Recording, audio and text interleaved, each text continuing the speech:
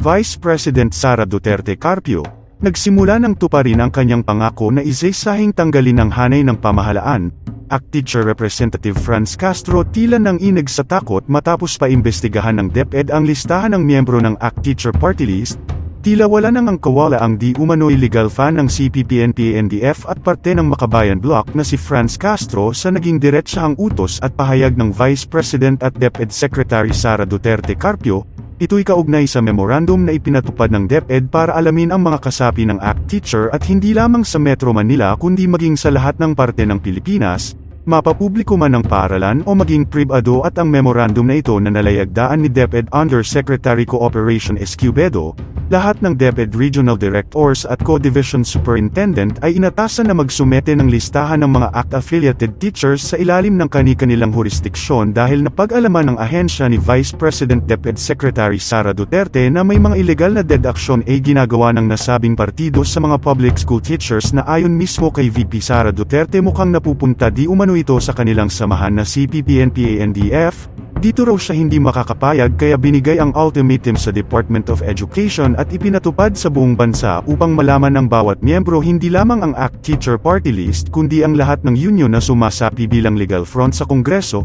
at ito nga ay kinundena ng Makabayan Bloc sa House of Representatives sa pangunguna ni ACT Teacher Party List Representative Franz Castro, dahil ang profiling operation na ginagawa sa grupo ng guro ay paglabaw daw sa Data Privacy Act. Gayunpaman iginiit ng DepEd na ang sole purpose na pagsama-sama ng pangalan ng mga nag-avail ng automatic payroll deduction system ay upang isentralisa at i-update ang human resource system ng DepEd. Ang alegasyon na ang memorandum ay nilaan upang e-profile ang mga miyembro ng ACP Union bilang bahagi ng isang anti-insurgency campaign ng gobyerno ay maliwanag na walang katotohanan, binaluktot at walang lohikang sinusunod.